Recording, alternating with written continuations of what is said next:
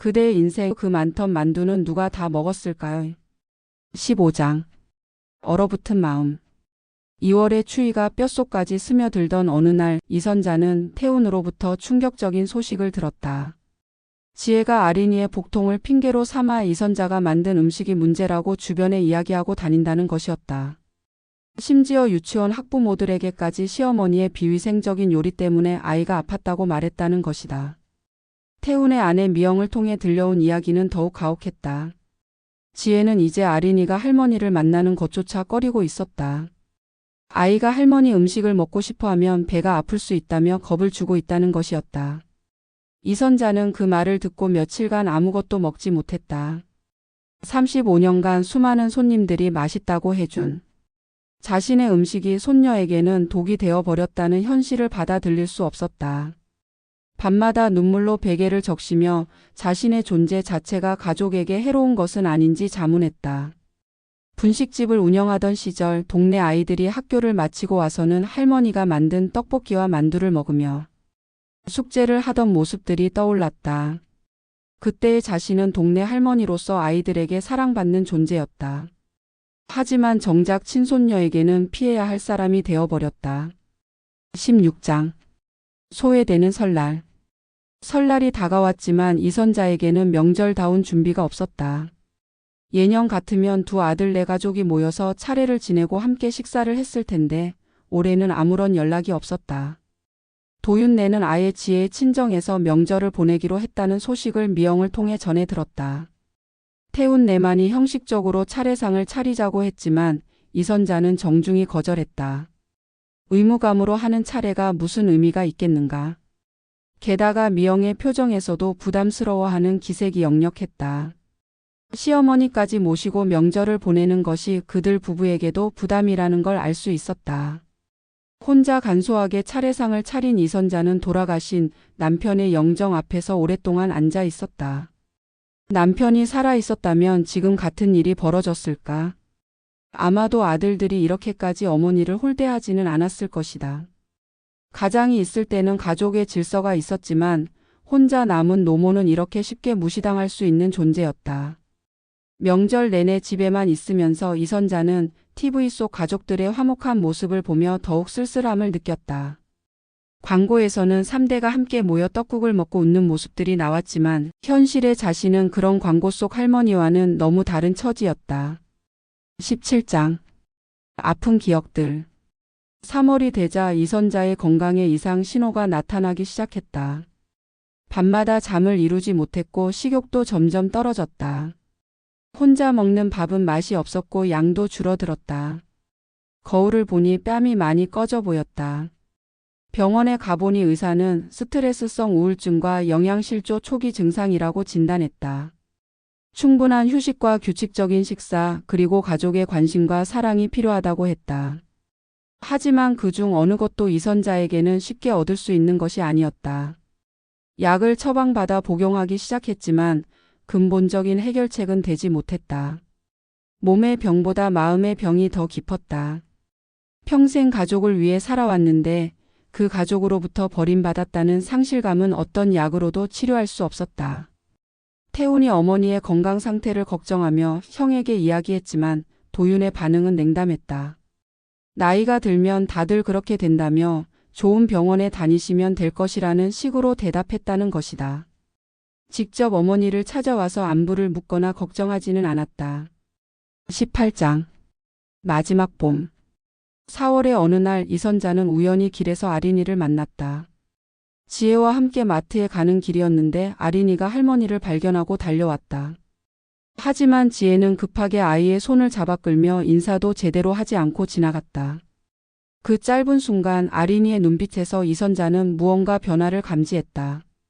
예전처럼 할머니를 보며 환하게 웃지 않았다. 오히려 어색하고 어쩔 줄 몰라 하는 표정이었다. 엄마로부터 할머니에 대한 부정적인 이야기를 듣고 있는 것이 분명했다. 그날 밤 이선자는 오랫동안 잠들지 못했다. 손녀마저도 자신을 멀리하게 되었다는 현실이 가슴을 저몄다. 아린이는 자신이 이 세상에서 유일하게 순수한 사랑을 주고받을 수 있는 존재였는데 그마저도 잃어버린 것 같았다. 5월의 어린이날에도 연락이 없었다.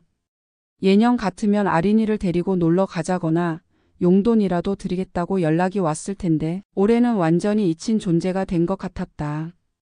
어린이날을 맞아 준비해둔 장난감과 용돈이 서랍 속에서 먼지만 쌓여갔다. 19장. 깊어가는 고독. 여름이 오면서 이선자의 건강은 더욱 악화되었다. 밥을 해먹는 것조차 귀찮아져서 하루에 한 끼만 먹는 날이 많아졌다. 예전에 분식집을 할 때는 하루 종일 서서 일했던 몸이 이제는 계단을 오르는 것도 힘들어졌다. 태훈이 가끔 올라와서 음식을 해주거나 반찬을 가져다 주었지만 그것만으로는 부족했다. 태훈도 자신의 가정이 있고 직장 일로 바빴다. 무엇보다 형제 사이의 갈등 때문에 스트레스를 받고 있는 것이 눈에 보였다. 도유는 여전히 어머니를 찾아오지 않았다. 어머니 날에도 여름 휴가 때도 연락이 없었다. 마치 이 세상에 어머니가 존재하지 않는 것처럼 행동했다. 가끔 태훈을 통해 들리는 소식으로는 아린이가 영어 학원과 피아노 학원을 다니기 시작했고 지혜도 직장에 복귀해서 바쁘다는 것 정도였다. 이선자는 점점 더 외부와의 접촉을 피하게 되었다. 동네 사람들을 만나면 가족 이야기를 물어볼까봐 두려웠다. 예전에는 자랑스럽게 이야기했던 아들들과 손녀 이야기를 이제는 할 수 없게 되었다. 20장. 쌓여가는 후회. 8월의 무더위 속에서 이선자는 과거를 되돌아보는 시간이 많아졌다. 정말로 자신이 잘못한 것들이 무엇인지, 어디서부터 관계가 틀어지기 시작했는지 생각해 보았다. 며느리와의 관계에서 더 지혜롭게 처신할 방법은 없었을까? 아들들을 더 독립적으로 키웠어야 했나 하는 후회들이 밀려왔다. 분식집을 운영하던 시절로 돌아가고 싶었다. 그때는 비록 힘들었지만 자신의 역할이 있었고 가족들도 자신을 필요로 했다. 아들들이 학교에서 돌아오면 어머니가 만든 간식을 먹으며 하루 있었던 일들을 이야기하던 시간들이 그립기만 했다. 하지만 시간은 되돌릴 수 없었다.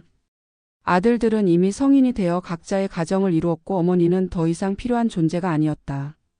오히려 귀찮고 부담스러운 존재로 여겨지고 있었다. 동네 아는 할머니들도 하나둘 세상을 떠나거나 자식들 집으로 이사를 가면서 이선자의 세계는 점점 더 좁아졌다. 이야기를 나눌 사람도 고민을 털어놓을 사람도 없었다. 혼자만의 시간이 길어질수록 부정적인 생각들만 맴돌았다. 21장. 마지막 추석. 추석이 다가왔지만 이선자는 이미 포기한 상태였다. 명절 연락을 기대하지도 않았고 차례상을 준비할 마음도 없었다. 작년과 마찬가지로 혼자 보낼 명절이 될 것이라는 걸 알고 있었다. 그런데 뜻밖에도 태훈이 어머니를 자신들 집으로 모시겠다고 했다. 미영도 동의했다는 것이었다. 하지만 이선자는 그 제안을 정중히 거절했다. 의무감으로 하는 효도가 무슨 의미가 있겠는가. 게다가 도윤네 가족은 여전히 지혜의 친정에서 명절을 보낼 예정이라고 했다. 홀로 보내는 추석 연휴 동안 이선자는 과거의 추억들을 정리했다. 오래된 사진들을 꺼내어 보니 행복했던 시절들이 떠올랐다. 아들들이 어릴 때 입던 옷들, 손으로 쓴 편지들, 가족 사진들이 상자 안에 고스란히 남아 있었다. 하지만 그 추억들이 이제는 더 이상 의미가 없어 보였다. 사진 속 웃는 얼굴들은 모두 과거의 모습일 뿐 현재의 관계와는 아무런 연결고리가 없었다. 그때의 사랑과 정성이 지금은 전혀 기억되지 않고 있다는 현실이 더욱 서러웠다. 22장. 겨울의 전조. 10월이 되자 이선자의 몸은 급격히 쇠약해졌다. 체중이 많이 줄었고 자주 어지러웠다. 계단을 오르내리는 것도 숨이 찼다. 병원에 가보니 의사는 심각한 영양실조와 우울증으로 인한 신체 기능 저하라고 진단했다. 입원 치료가 필요하다고 했지만 이선자는 거부했다. 병원비도 부담이었지만 무엇보다 혼자 입원하는 것이 더 외로울 것 같았다. 문병 올 사람도 없는데 병실에서 홀로 지내는 것보다는 집에서 조용히 있는 것이 나았다. 태훈에게 어머니의 건강 상태를 알렸지만 도윤에게까지 전해졌는지는 알 수 없었다. 태훈은 형에게 말했다고 했지만 도윤으로부터는 여전히 연락이 없었다. 어머니가 아픈데도 찾아오지 않는 것을 보니 정말로 관계가 끝나버린 것 같았다. 혼자서 약을 먹고 간단한 죽이라도 끓여 먹으려 노력했지만 몸이 말을 듣지 않았다. 주방에 서 있는 것도 힘들어서 컵라면이나 빵으로 때우는 날이 많아졌다. 예전에 그토록 정성스럽게 음식을 해먹던 자신의 모습이 믿어지지 않을 정도였다. 23장 마지막 겨울 11월 말 첫눈이 내리던 날 이선자는 응급실에 실려갔다. 태훈이 며칠째 연락이 안 된다며 확인하러 왔다가 쓰러진 어머니를 발견한 것이었다. 극심한 탈수와 영양실조 그리고 폐렴 증상까지 나타났다. 의사는 가족들에게 환자의 상태가 매우 심각하다고 설명했다. 제때 발견하지 못했다면 위험할 뻔했다는 것이었다. 더 이상 혼자 생활하기 어려운 상태이므로 가족들이 돌봄을 제공하거나 전문 시설에 입소하는 것을 고려해야 한다고 했다. 그제야 도윤이 병원에 나타났다. 하지만 그의 얼굴에는 걱정보다는 귀찮다는 표정이 역력했다. 어머니의 병실에서도 전화를 받으며 회사 일을 처리했고 지혜는 아예 오지 않았다. 아린이는 학원이 있다는 이유로 할머니를 만나지 못했다. 이선자는 의식이 또렷한 가운데 아들의 그런 모습을 지켜보며 마음이 더욱 차갑게 식어갔다. 자신의 생사를 걱정하기보다는 앞으로의 처리 방법을 궁금해하는 것 같았다. 병원비 문제, 돌봄 문제, 시설 입소 문제만 이야기할 뿐 정작 어머니의 마음은 묻지 않았다. 24장 마지막 선택 일주일 후 이선자는 퇴원했다. 몸은 어느 정도 회복되었지만 마음의 상처는 더욱 깊어졌다. 이번 기간 동안 도윤은 2번밖에 오지 않았고 그나마도 간호사와 퇴원 절차에 대한 이야기만 했다. 아린이는 끝내 할머니를 보러 오지 않았다.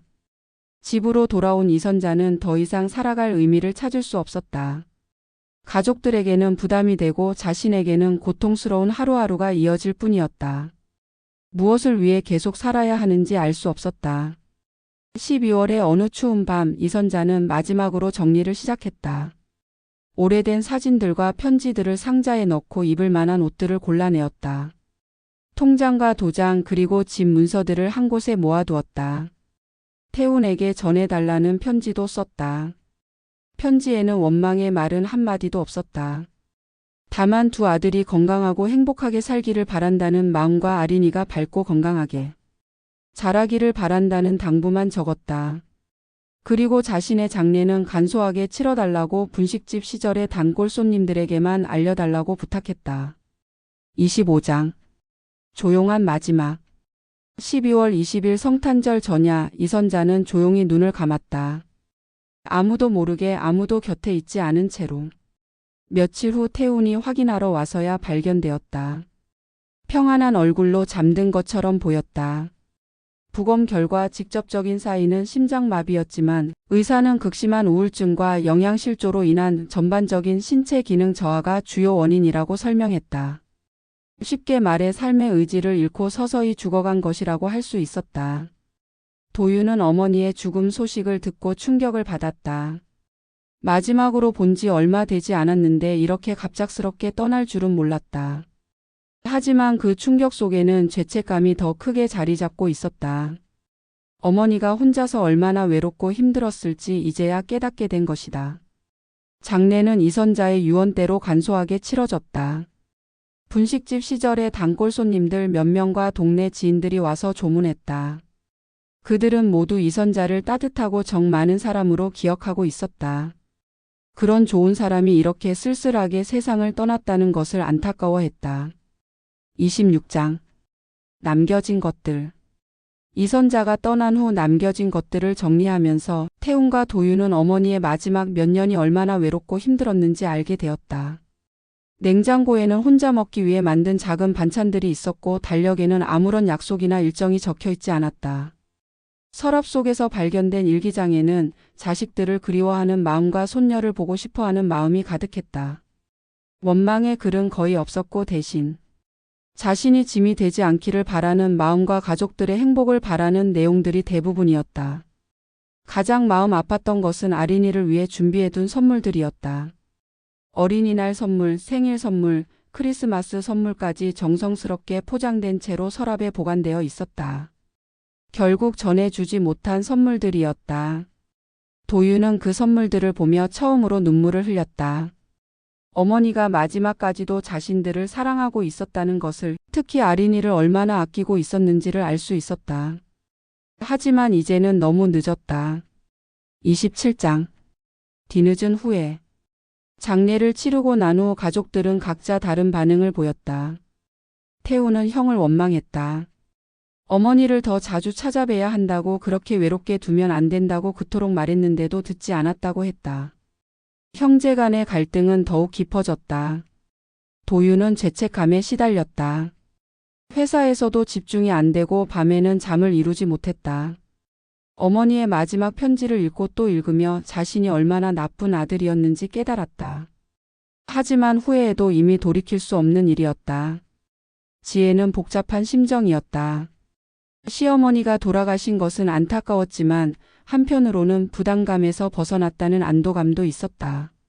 하지만 남편의 변화된 모습을 보며 자신의 태도가 잘못되었을 수도 있다는 생각이 들었다. 아린이만이 할머니의 죽음을 제대로 이해하지 못했다. 할머니가 하늘나라에 갔다고 하니 언제 다시 올 거냐고 물었다. 할머니가 만들어준 만두가 먹고 싶다고 했다. 그 말에 어른들은 더욱 마음이 아팠다. 28장. 빈자리. 이선자가 살던 상가주택은 비어있게 되었다. 태훈이 가끔 올라가서 환기를 시키고 정리를 했지만 주인 없는 집은 빠르게 낡아갔다. 분식집이었던 1층도 새로운 임차인을 구하지 못하고 계속 비어 있었다. 동네 사람들은 이선자를 그리워했다. 35년간 분식집을 하며 동네의 한 축을 담당했던 그가 사라지자 뭔가 허전함이 느껴졌다. 새로 이사온 사람들은 모르겠지만 오래 산 사람들은 그 자리가 얼마나 중요했는지 알고 있었다. 도윤은 가끔 어머니가 살던 집을 찾았다. 어머니의 흔적들을 보며 지난 일들을 후회했다. 어머니가 마지막에 남긴 음식들, 정리정돈된 살림살이들을 보며 마지막까지도 가족을 생각하며 살았다는 것을 알 수 있었다. 특히 냉동실에 있던 만두를 발견했을 때는 한참을 그 앞에서 서 있을 수밖에 없었다. 어머니가 마지막까지도 가족들을 위해 만들어둔 만두들이었다. 하지만 이제 그 만두를 함께 나눠 먹을 가족은 없었다. 29장. 변화의 조짐. 이선자의 사망 후 몇 개월이 지나면서 가족들에게는 서서히 변화가 나타났다. 도윤은 아린이와 더 많은 시간을 보내려고 노력했다. 할머니를 제대로 보여드리지 못한 죄책감 때문이었다. 아이와 함께 요리를 하거나 옛날 이야기를 들려주곤 했다. 지혜도 조금씩 변화했다. 시어머니에 대한 자신의 태도를 돌아보게 되었다. 물론 당시에는 나름대로의 이유가 있었다고 생각했지만 결과적으로는 가족 간의 갈등을 부추긴 측면이 있었다는 것을 인정하게 되었다. 태우는 형에 대한 원망을 완전히 내려놓지는 못했지만 그래도 가족이니까 관계를 회복해야 한다고 생각했다. 어머니가 돌아가시기 전에 형제가 갈등하는 모습을 보시며 얼마나 마음 아파하셨을까. 이제 어머니는 자리에 없지만 어머니의 만두와 가족이 모여 앉았다.